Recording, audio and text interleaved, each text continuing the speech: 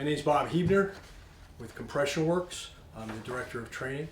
I'm going to show you a couple things on the AAJT-S regarding its multi-function use.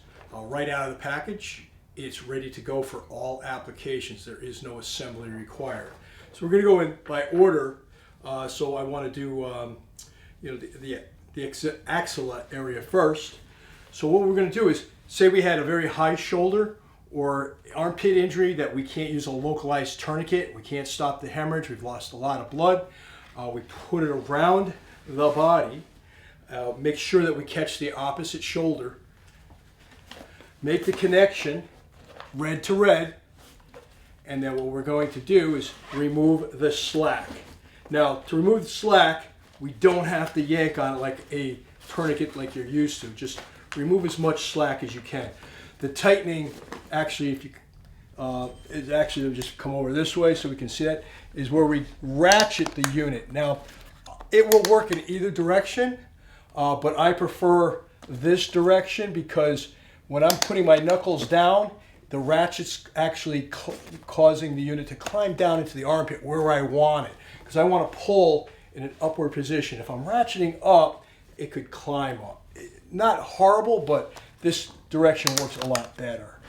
So we ratchet down, we snug it up, and how do we check? Can I get my hands underneath? I can, so let's keep ratcheting some more. One of the key points, I need to make sure we catch the opposite shoulder or just below the shoulder arm area. If we had an EZIO going, it's going to be just below that point. It's not going to affect it because we're not going to affect vascular access in the opposite arm. Again, I'm taking out as much slack as I can with the ratchet. I can't get my hand underneath it. It is locked onto the body at this point. Close off the valve and inflate.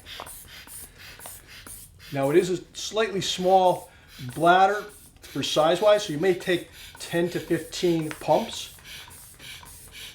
And as it inflates, it's driving the material, your pec muscles and all your other material in that upper chest area up, and your subclavian artery, your axilla artery, and your brachial are being compressed by the material as they go up.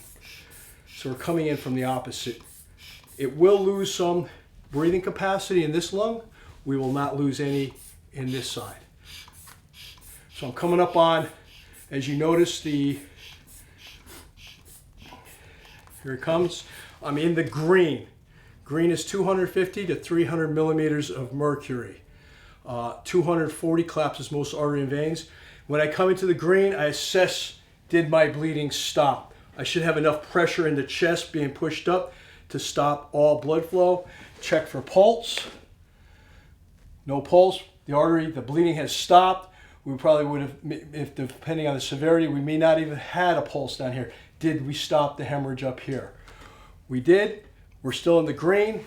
We would take a hypothermic blanket at this point, put it on there. This has a long enough stems that we can snip through and actually monitor this from the outside.